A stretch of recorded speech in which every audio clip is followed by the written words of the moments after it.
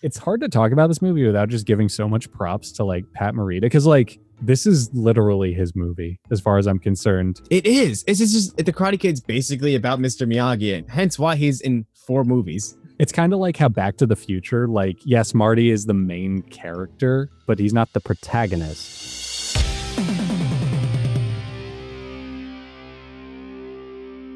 Hey, and welcome to Media Obscura. We're a show dedicated to watching and reviewing retro and obscure movies and television. On today's episode, we're talking about the 1984 movie The Karate Kid, directed by John G. Avildsen, with a soundtrack by Bill Conti and starring Ralph Macchio as Daniel LaRusso. And Pat Morita.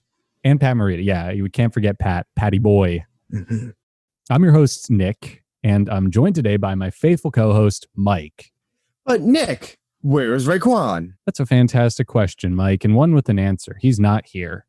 That's it. That's the answer. Ah, interesting. Yeah. I was wondering why it was lack of a good-looking person in this call. I know. Oh, wow, that's mean. I was like about to say, like, you looked prettied up for Raekwon today. You're wearing this nice shirt. Now, The Karate Kid, this is my jam, all right? I trained almost 20 years in karate, and I know a lot, okay?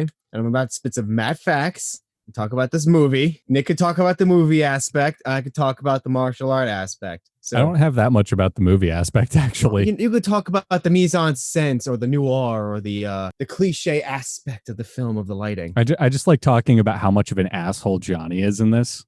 I'm more like Daniel. You think Daniel is an asshole in this? Yeah, I think Neil Patrick Harris was right in that How You Met Your Mother episode. Okay. Yeah.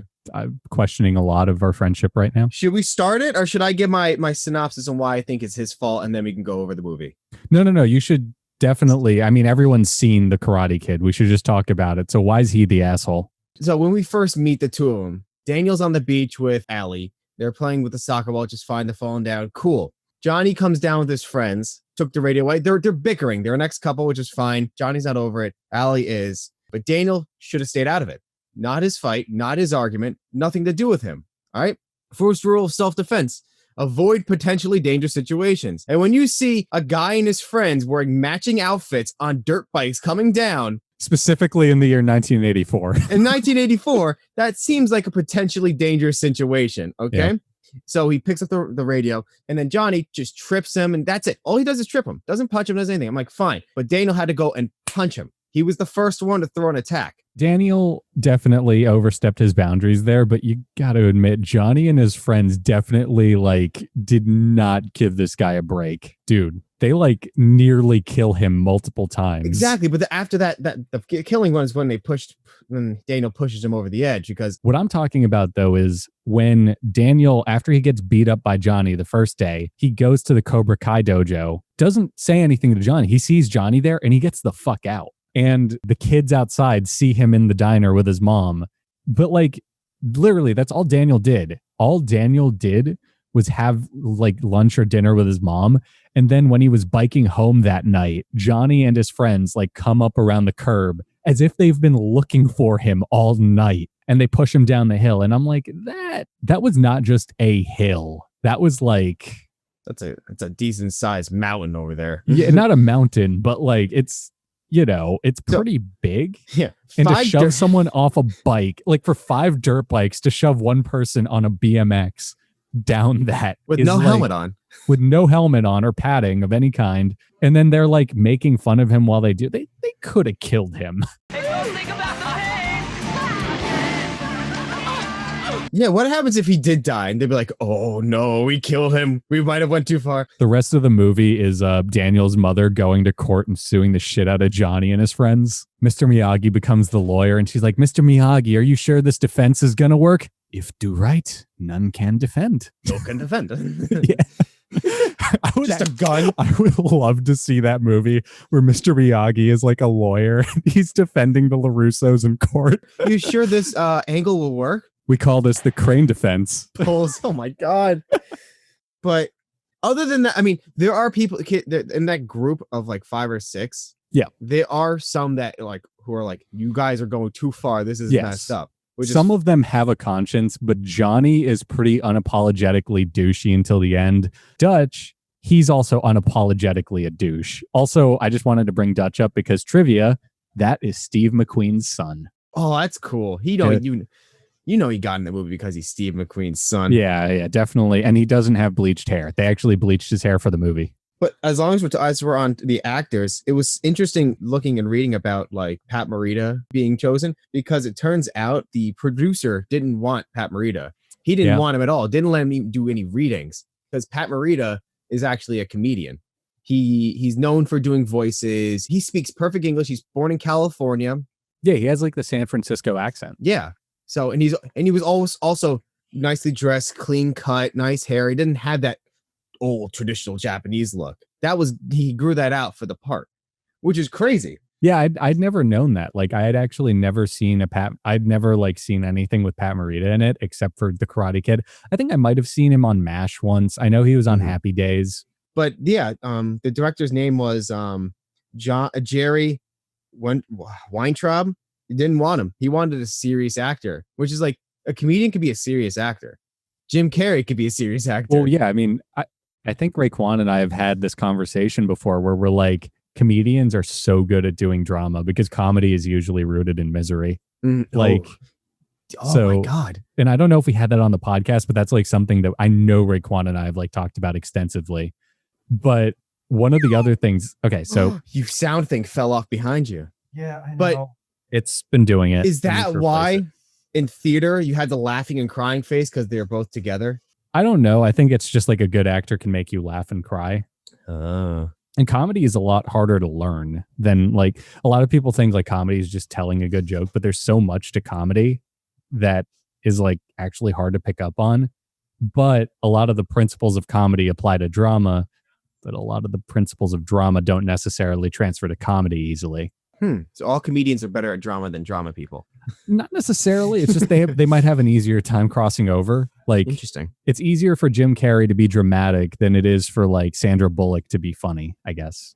Yeah, when you think of actor, I could think of a bunch of actors who are comedians but have done really good dramas. Jim Carrey, Robin Williams, Steve Martin, Adam Sandler. Like, yeah, Punch Drunk Love, the Merowitz Stories, Uncut Gems last year was insanely well acted. I think Mike Myers has even done a series.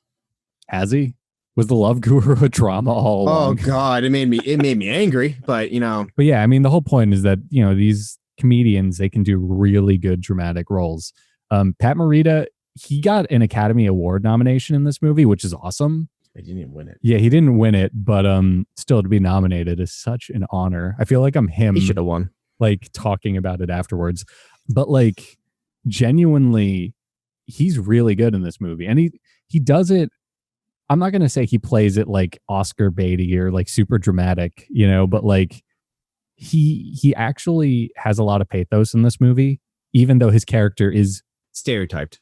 Yeah, because people were actually pretty offended at the time in the Asian and American community. Makes sense. Not like maybe super offended. Who am I to judge or say for them? But like people were actually pretty bothered by the fact that he talked the way Mr. Miyagi talks in this movie. This wise old Japanese man with broken English. Yeah. They didn't like that. They didn't like that he was necessarily aloof because he spends so much of this movie just fucking with everybody.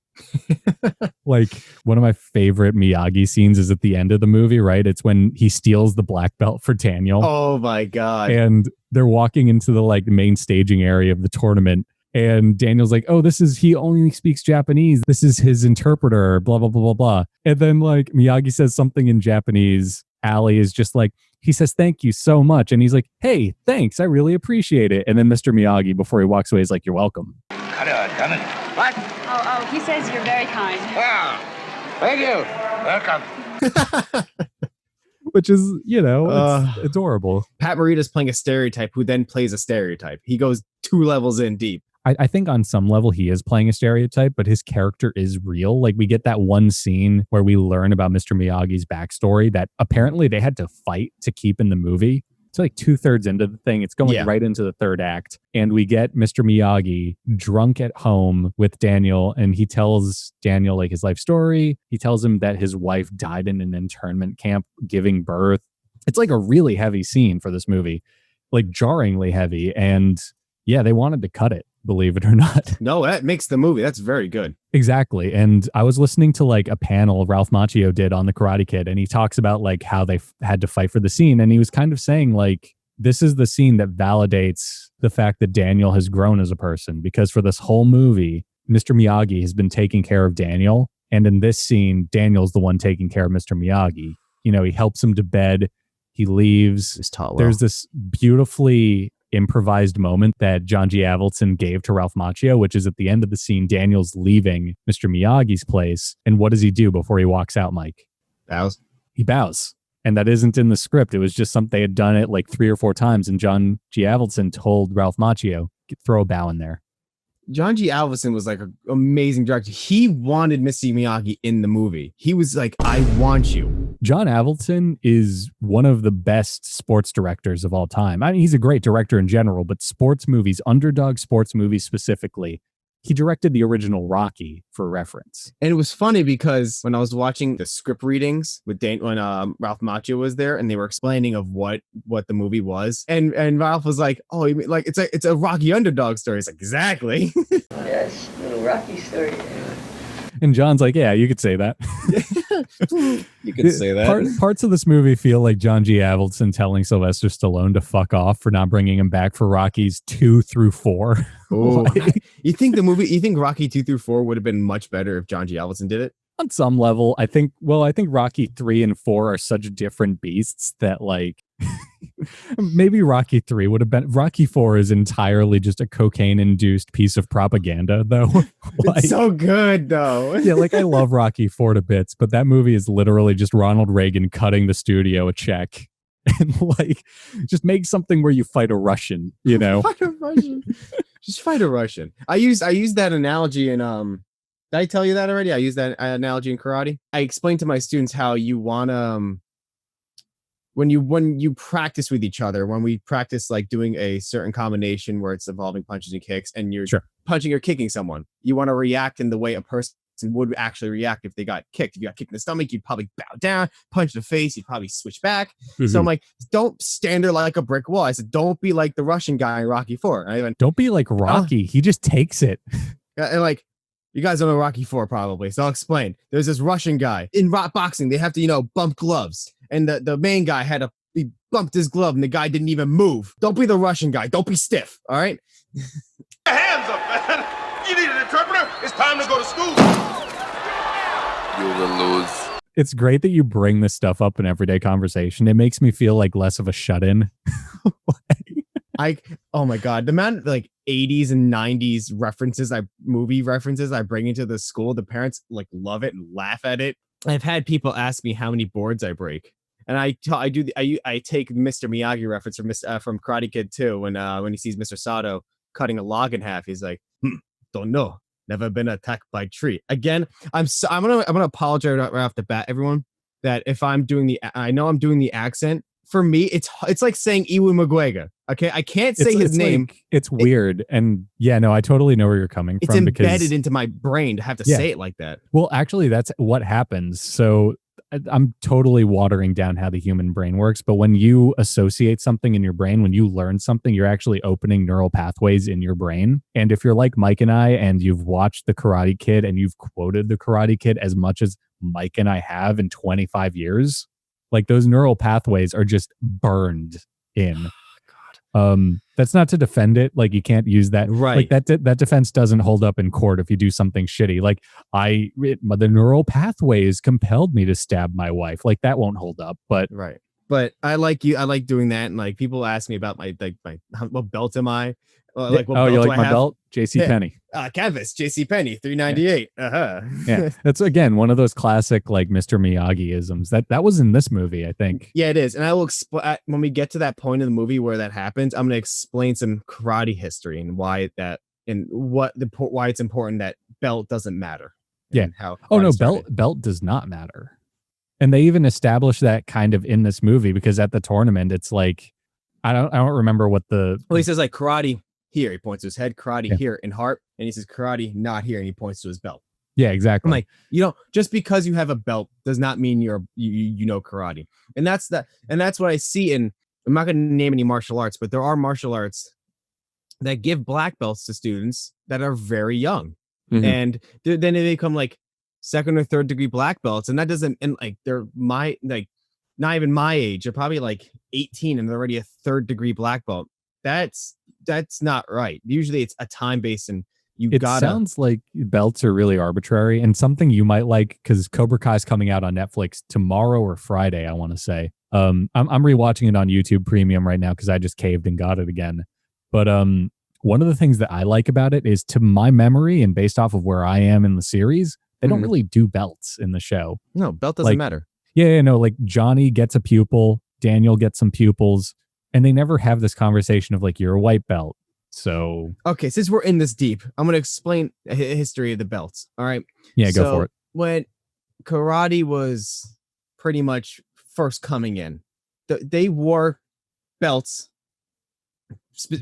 probably most likely white belts, to keep their gi together, and it become black over time just because being dirty and worn and being all over the place with them. Because the more the blacker and dirtier your belt is, the more experience you have. Hence why the black belt was considered the high level of karate.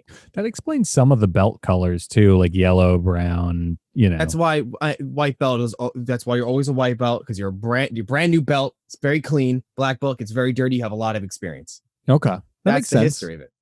And then the branches, the color between the belts, it depends on which school you have, what school does it, but you always white, always black. Huh. More you know. Don't worry. I don't want to spoil all my history. All right. Let's talk about this movie. All right. We basically started the beginning. We didn't start the very beginning. I mean, we established what this movie's about. We can just like cherry pick scenes and just have a conversation about it. We don't need to run in order, but I do have to bring up the music in this before we do anything. Yeah. Because the music is so iconic. It is so good. It's also by Bill Conti, who did the soundtrack to Rocky. He did the soundtrack to every Rocky movie except Rocky 4. And this literally feels like a Rocky remake. This feels like Rocky literally just for the 80s without He's being from the East Coast too. East Coast. It's literally a movie about an East Coast Italian fighting for the respect of his peers with the help of a kindly old mentor that has very unusual training techniques. I mean, Mick is not kindly, but Mick is okay. Well, I would say Mighty Mick from Rocky is not a kind man, but he's kindly. He's not nice to people, but he has good intentions. It's like you're not going to agree with his practices, but they work. Yeah, exactly. Well. Can't you catch a little chicken? Huh? Come on. You look like a girl out there. Feel like a Kentucky Fried Idiot. Daniel with the cleaning and everything, that's just helping him build muscle memory and having his body work in a certain way. I'm like, that's smart. I like that. Okay, I should have people clean my car and paint my house and paint my fence. You're gonna like a gag in Cobra Kai. I won't spoil it, but they make fun of that a little bit. Oh my god! And it's Johnny doing it too. Of course, Johnny does it. But we just gotta circle back. Johnny's a dick. I'm sorry. I know you made you're right. He case. Is. But both sides have their flaws. Okay. Oh no, I'm not saying that Daniel's a saint, because Daniel totally instigates fights with Johnny at some points in the movie. Like during the Halloween party, it's totally Daniel's fault. It's coming around. I think it's clear that the two like protagonists, antagonists ain't Johnny and Daniel. It's Mr. Miyagi and Cobra Kai got. Yeah. No such thing, bad student, only bad teacher. Teacher say, student do. It really is. It's a battle of ideology more than anything. And Johnny is like just kind of a jackass because of who he is, you know?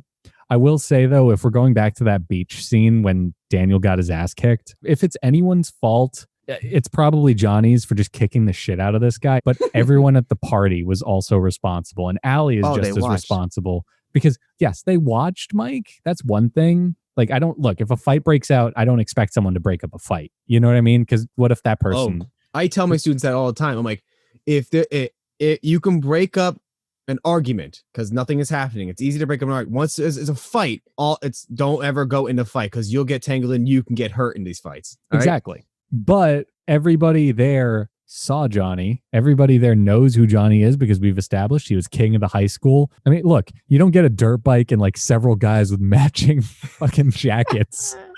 Yeah, everyone there should have just been like, yo, Daniel, take 5. I know you think you know karate, but like... That's the tough part. It's being hot-headed. You cannot lose your head in these kinds of things. Well, that's what I love about Daniel is that Daniel is such a he's not really a hero so much as he's just a normal person in these movies. He is literally just a normal person in each of these films who keeps, through his own volition, getting in these really shitty situations. Yeah, he's a kid. No, but like, I mean to say, like, he doesn't really have any like tight reservations in this movie other than not getting his ass kicked. That is literally his objective in this movie, is do not die.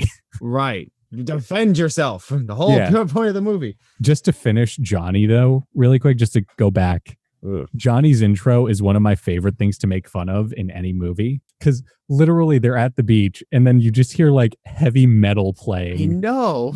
And Johnny and his friends on dirt bikes come up. And in the background, you saw I saw one of the dirt bikers lose their helmet. It like fell on the ground and then they drove away. I'm like, I guess he doesn't have a helmet anymore. But the best part is Johnny's first line in this movie is, quote, "It's gonna be my year. I'm gonna make it all work. We're seniors now." What a weirdo. He drove all that way with his friends, said nothing, and then stopped and went, I'm gonna make something of myself. He just talked like Goldie Wilson in Back to the Future. There wasn't even music play. They were just quietly dirt biking. You know, like it's just a shot going back of all of them in formation on dirt bikes. One of them swerving. It's like, oh, whoa. I shouldn't have had those beers, man. And then they get there, and like a block away, Johnny starts the heavy metal because he's like, guys, my girl's here. I'm going to win her back. Watch. I think they were quiet because there were 6 people in their group, and one of them just died off the side of a cliff. They were just quiet the entire time. And Johnny just decided to break the silence. Like, I'm going to make something of myself. Dude, it's going to be my year. And then one of them in the background shotgunning a beer for Henderson. For Henderson. 8 a.m. tomorrow. I'm a senior. I've got 1 year to make it all work. And that's what I'm going to do. Make it work. All of it, right? That's right, man. Yeah, I mean, skipping forward, I already explained to you, Daniel goes to the karate school. He gets his ass kicked. Like, he gets thrown down a hill. Was it after that he starts practicing karate? I think, well, there is one scene where he's practicing karate. I think it's after he got his ass kicked on the beach. Yeah, it was that. Then he had to learn karate, and he's practicing kicks. But his kicks are bad. I mean, that's supposed to be bad. Well, that's kind of the point. Yeah, it's like he has a peg leg, all right? They're stiff and just going, yeah.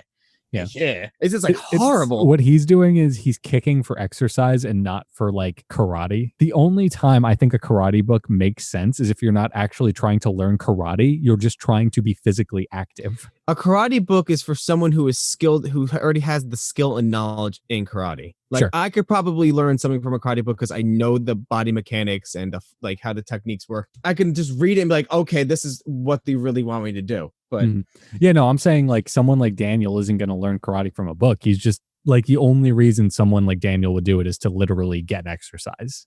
But Daniel was doing it so he can learn how to defend himself. But that's also established because he can't afford to learn karate. What's with the karate place? No, it sucks. Good, because we probably couldn't afford it anyway. And it's at that point. I mean, we already got introduced to Mr. Miyagi because he was rude to Daniel at first because he's like, after. I don't even think he was rude. I think he was just dismissive, which I he's get. like, because it's just some other kid that wants something and he was trying to live his life catching flies. But like, yeah, they end up meeting and they just become friends because like. But then you think, because every time I hear Mr. Miyagi's name and his story of his ancestors bringing karate from China, which is true. Karate came from China. All martial arts originally came from China. And there is a teacher, my karate teaching lineage. There is a very famous, like one of the founding fathers to karate, and that his name is Chojin Miyagi. Oh, wow. So the actual teacher is Chojin Miyagi, and he founded the style Goju-ryu. And that is one of the parent styles of my style, Shukokai. So basically in this movie, there is a scene where Miyagi explains like started in China, went to Okinawa, became this like thing. Yeah. Karate literally means empty hand. Exactly. That's what I like about this movie is like how much is correct in this. Yeah. But here's the thing. He also implied that his family coined the term empty hand, and that they created the word karate. They not only they create the word, they created karate. Yeah, no, but I'm saying like in the movie, that's what Mr. Miyagi says. So it's like super interesting for me to hear all of this and go, oh, so the name Miyagi actually has like weight in karate. Like it's a real name in karate. And it actually does in karate history. He's an actual. Exactly. And I'm talking about actual karate. I'm not talking about like, oh, this movie had this huge impact. Because, like, yes, this movie was impactful because it's actually called the movie that popularized karate in America. But, like, the fact that it actually isn't bullshitting everything in it. It's You know what I mean? so I mean, like, even that's what Rocky even doesn't do this. They really like romanticize. Yeah, Rocky isn't real. I mean, the first Rocky movie is kind of real boxing, and it's Mhm. obviously faked, but like it at least follows the like some semblance of what boxing is Right. like.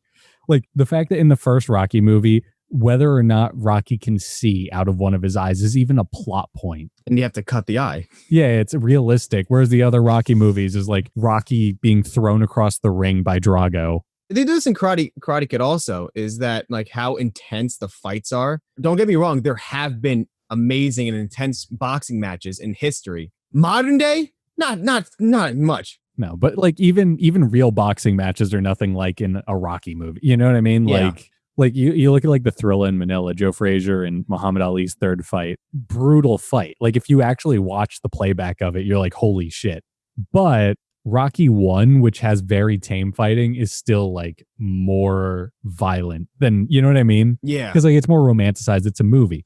What I liked about the Karate Kids fights, and maybe you can call me out on this, is that they don't, it's really not that big a fuss in that. Like it's fighting, but it's not like Bruce Lee taking down like 6 people. It's literally 2 guys, they scuffle a little, one of them gets a point, and then they reset. Tournaments, I don't like tournaments, especially sparring tournaments, because it's a lot more boring. They pretty much got the bouncing around almost on point. In karate tournaments and taekwondo tournaments, they like to just bounce around.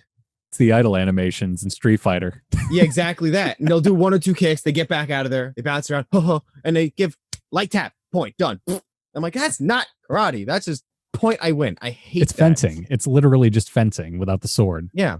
And I don't like teaching my students how to do karate for tournaments, because I'm just teaching them, oh, a light tap to the body or a light kick to the stomach is a point. Yeah. You win the fight. That's not how it works. You got to, put yourself into it and have to actually hit someone. You probably like that the whole like tournament part of this movie is literally shoved into 20 minutes. Like it's such an afterthought in this movie, and I love it. And the way they hit each other in this, you don't really see that in tournaments. They don't really hit each other. That's not good. And they were padding. They wore gloves and shin guards. Never mind the fact that like in this movie, the famous attack in this movie is so fucking illegal. The crane kick. The crane kick is definitely illegal. It wouldn't work either. No, oh my it God. wouldn't work. How do you get hit by that thing? No, exactly. Oh my God. But like strictly the way Daniel wins, spoiler alert, Daniel wins. What? The way he wins is total bullshit. Oh my God. That kick to the head. Like, no, but he should have been disqualified. Like, the only thing I agree with the people who say that Johnny is the real Karate Kid is that Johnny was robbed of a victory he should have had. Now, granted, Johnny's a dick because he also specifically fucks with Daniel's bad leg at the end of the movie. Yeah. I mean, he's told to. It's not that he does it on purpose. He does it on purpose, but because he's told to. Like what Miyagi said, there is no such thing as a bad student, but only a bad teacher. That's true. But again, he still does it. Like, okay, yes, he had a bad teacher. He still was like, this is dicey. I'm going to do it. I mean, his teacher almost did kill him in the second movie also. So yeah, that's a whole nother story. Like, so maybe he felt like he was, because if he didn't do it, something bad would have happened to Johnny if he didn't do it. Maybe, but like, here's the thing. Like, by the time of Cobra Kai, which I can't decide whether or not to bring up Cobra Kai details as canon, because like it is, but we're talking about the first movie. Anyway, but in Cobra Kai, Johnny is so unapologetic about what happened in the first movie, which by the way, the whole Cobra Kai series, as fun as it is to watch, is literally just them squeezing as much as they can out of the first Karate Kid. Oh my God. Like Johnny has not let go of the fact that he lost the tournament and he holds this vendetta against Daniel for 30 years, even though in this movie, he says to Daniel that he's all right. You're all right, thanks a lot. I always thought it was that like Johnny moved on. He knew what he did wrong and he was okay with it. And he made amends. And then he opens a school and Daniel's like, no, you can't open Cobra Kai. But I didn't know that like he still had a grudge. No, he still hates him. What the hell? And I thought it was so much. It's so sad because Johnny is Apollo Creed in the first Rocky movie. He is literally just an obstacle, except this obstacle happened to try to murder the main character several times. So you're saying that Johnny has the grudge, not Daniel, right? Yeah. Okay. Well, I'm like, if Daniel like is still Daniel about it, but he's like, it's all in the past. But then Johnny opens Cobra Kai and Daniel gets like literal. It's really funny because if I could drink, it would be a drinking game. Every time Daniel sees or thinks of Cobra Kai, he gets flashbacks to getting the shit kicked out of him in the first movie. I mean, Daniel's allowed to have grudges, all right? He almost died. Yeah, but like still, it's still really funny because again, like 30 years later, he gets like Vietnam flashbacks of like Johnny and his friends. So now I got to ask. We know he dumps Allie at the end of his senior year because, she in the second movie. Yeah, in the second movie. But we had another female character who he fell in love with also. And I think she comes in the third movie that he says that she's in dance school in America, I believe. Maybe. But does Daniel have like a love interest still? Or is I'm not going to spoil it for everybody. Damn it. I'm because I want him to have like one love interest that I don't like with like the Indiana Jones thing. It? No, because I don't want you spoiling it for everyone. It's not really a spoiler because like it's literally in the second episode. Oh, he's married and he has kids. Oh god, that's not a spoiler. Okay, yeah, he's like fine. happily married. He owns a used car dealership. But I was hoping it was Yukie, I think her name was. Oh, whatever her name was. Yeah. Yeah, I don't like the Indiana Jones kind of style where every movie he has a different girl. You mean the James Bond style too? Or James Bond style too. Yeah, I don't really care for that. But it would like be nice. I liked Yukie. I mean, the thing is, none of them were really characters. They were literally just like a checkbox in these. You know what I mean? Like these certain things. These characters don't pass the Bechdel test, is what I'm getting at, I guess. But like the thing about Allie is that she isn't. She's not a bad person, but she's not a great person. She just doesn't stick up for Daniel in any. I mean, she does stick up for Daniel, but not in any meaningful way, right? There's this scene where Daniel is like taking her on the date. And it's one of my favorite scenes in the movie. I'd actually go as far as to call the date scene my favorite scene. But like when they go on the date, Daniel is so embarrassed about the fact that he has to have his mom drive him and his date to like the amusement park. Right. We could talk about that scene right now. Yeah, I was about to. Thanks for giving me permission to. You have my blessing. Do I have your permission though? You have my permission too, and my blessing. Okay, but can we just and my daughter's wedding day. You come to me on the day of my daughter's wedding. You like my Marlon Brando? No. It was a bad Marlon Brando. I can't do a Marlon Brando. You come to me on the day of my daughter's wedding. You know what it is? Can we get some cotton pads? We got to put some cotton in our cheeks. You come to me on the day of my daughter's. Oh my god! I just found. Oh. You have to be fat. Yeah. You have to be. Stella! I want to hear him say Stella when he's fat. Stella. I can't. Anyway, date scene. The fact that Daniel's mom has to drive him and Allie to like the arcade amusement park place is so embarrassing to Daniel. And I get why it might be, but I think I'm just getting old because like that's life. Yeah, it's life. It happens. Why are you judging? Granted, Johnny and his friends are also dicks about it. Oh my god. Yeah. All right. It's fine to be a dick to Daniel. Don't be a dick to the mom. All right. What kid does that? Well, no, not even that. Like they're essentially being a dick to Daniel because it's Allie. I mean, they're not really dicks to her. They're like, hey, Mrs. No, but it's because they're like with Johnny, and Johnny likes Allie. That's why they're being dicks. Yeah. But yeah, no, don't be addicted. What did Daniel's mom do to get she's a sweet woman and she'll kill you all because she's from Jersey. Yeah, that super snide, nice car, Mrs. LaRusso. And it's like, dude, if a real New Jersey mother heard some California rich kid say that, she would have just threw the car in reverse and fucking backed into them. Yeah, all this movie has told me is that California sucks. And that rich people in California are even worse. The rich white people of the Pasadena, California. Mm-hmm. Well, it also says something where it's like these people are assholes to Daniel. It's classism. But it is more just because he's not a rich kid from Encino than anything. But then, yeah, there's that. And then there's the scene when he goes to pick Allie up and he goes into the kitchen to go get her because he was wondering where she was because she was taking so long. Mm-hmm. And Johnny asked her nicely if they could dance. And we're like, all right, that's fine. He asked her and she agreed. It's like, cool, we'll have this dance, whatever, let's get it over with. And then he sees Daniel looking through the window from the kitchen and he's like, oh, nice. I'm just going to sexually assault Allie now. Yeah, see, this is Johnny being the worst. Like, every time people say Johnny is the real Karate Kid, like I kind of die inside a little bit. Like I like the joke from How I Met Your Mother, but I resent the joke at the same time because you're right. It makes sense. like now. He's an asshole. He attempted murder and sexually assaulted people. He is literally Biff from Back to the Future. Like he is there to just be a villain, which is fine for what this movie is trying to do. It's fine, but like, let's not give him a pass. You couldn't leave well enough alone. Could you, little twerp? No, you had to push it. Well, now you're gonna pay. Okay, so Cobra Kai. There probably is one or two schools that are very bad, but not in the sense that like Cobra Kai, which teaches this, because no sane human being would go there and spend their money on that. All right. There are definitely Cobra Kais in the world. What are we talking about? But like, yeah, the Cobra Kai mentality is totally a real thing. And you see this more in the TV show because the TV show explains Cobra Kai's way of life as being a badass, basically. Like that's literally what they make it out to be. Johnny drinks beer, listens to heavy metal from the 80s still. That's his life. I mean, that's my life too. It's karate. Karate was my life. I've grown up around it. So not in the extent of Johnny. No, I was taught and trained the right way. I learned some good morals from that. You were taught to not be an asshole. So yeah, thankfully. So like I was in the Boy Scouts and I've taken karate. And out of the two, I would say karate has taught me a lot more better morals than Boy Scouts has. Well, isn't karate like a big facet of it? Just fucking discipline. Yes, discipline, but it's like treating people the way you want to be treated, being kind to others, not being like a dick.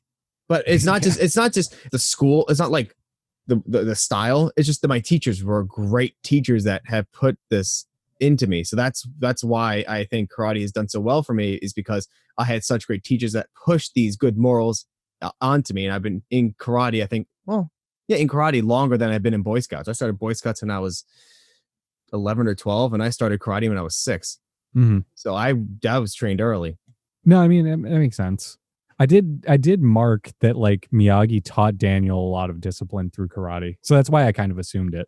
Hence why the bow when he was taking care of Mr. Miyagi, because he's gotten so much better morals. He's not so like hard-headed and stubborn anymore. He's actually retained, except in the second movie where he thinks he's hot stuff because he knows karate. Well, yeah, I think in the first movie, he's probably learning discipline. And then in the second movie, he has to learn fucking humility. Exactly. Oh my God. And then in the third one, he has to learn. I don't know. He has to learn not to fuck with Cobra Kai. I don't know. Mess with the guy with the ponytail. Can't make me fight. You don't have to. You can just stand there and let him kick your ass.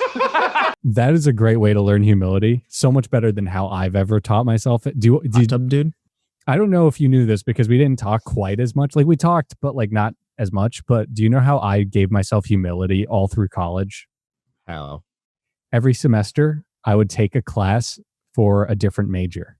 So like my freshman year, I took gender studies and like philosophy classes because I was like, I want to be so out of my element that I just have to like put in the work.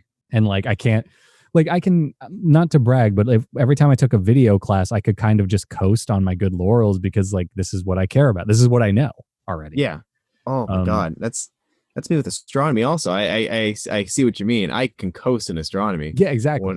So I took like ethics and philosophy, and like my professors were like, you should consider switching majors. And I'm like, I'm good.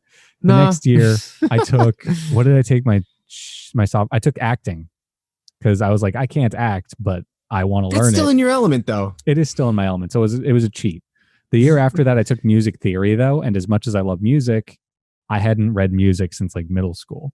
And suddenly I was doing theory, Wow. So I took it. It was fun. And then my perfect challenge, this is the one I crashed and burned in. My senior year, I took a drawing class for art majors. No. And it's literally, they give you pieces of charcoal, they put something in the center of the room, and they leave you for 3 hours. I mean, what is defined as art? All right. It's abstract. Lifelike. It's lifelike. You have to draw it like, it has to look lifelike. It has to look lifelike. I can't draw a stick figure. It's lifelike. Dude, I couldn't even draw a straight line. It's so much harder. Here's a penis. On like a giant canvas, it's actually really hard to draw a straight line. So and a ruler.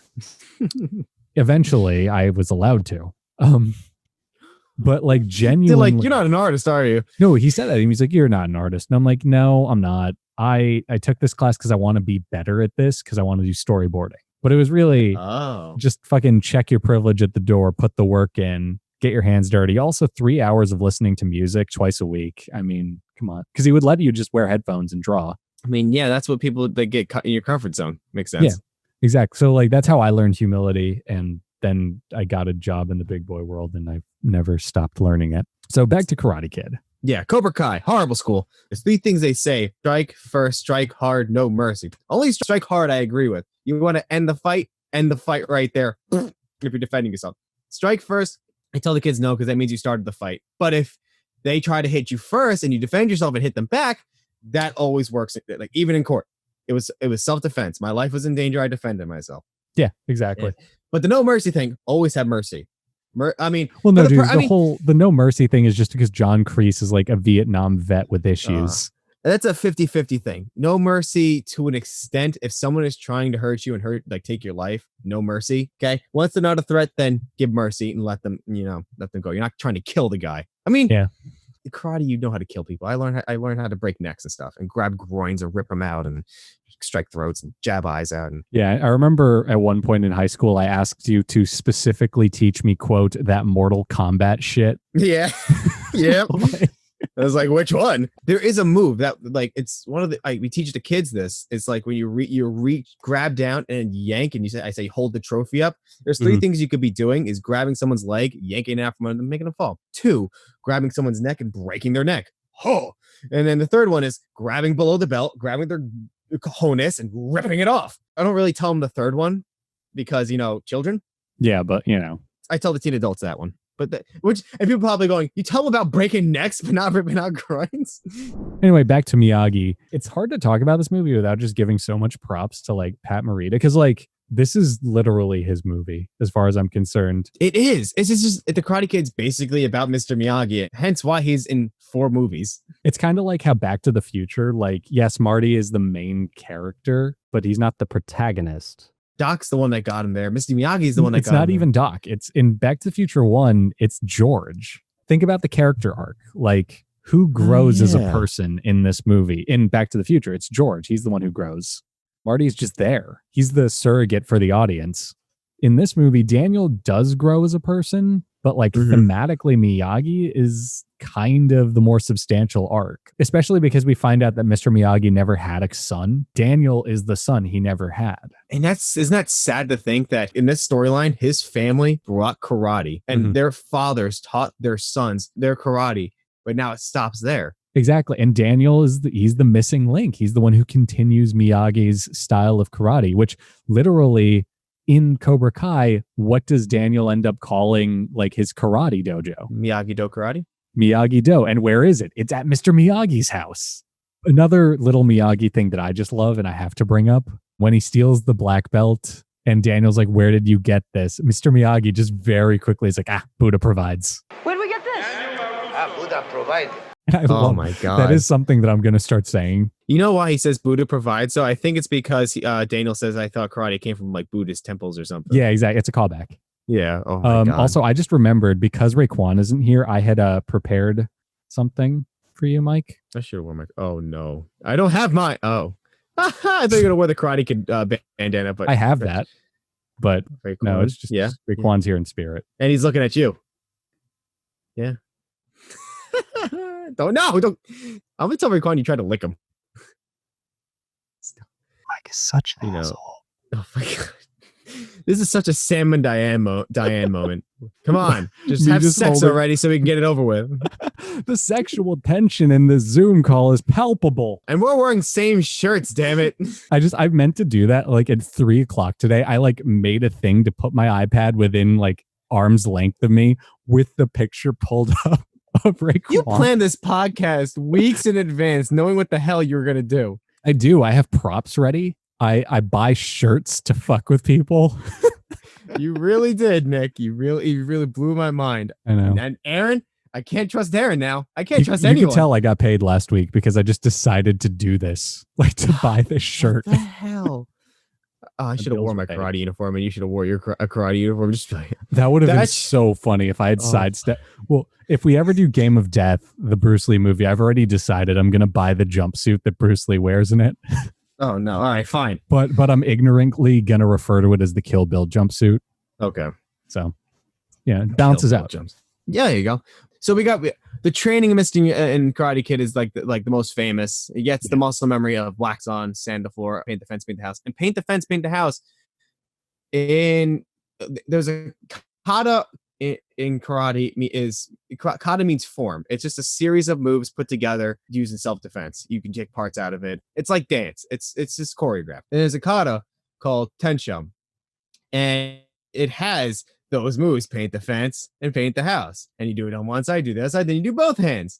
So because of this movie, every time that part comes up, I go paint the fence, paint the house. Every time.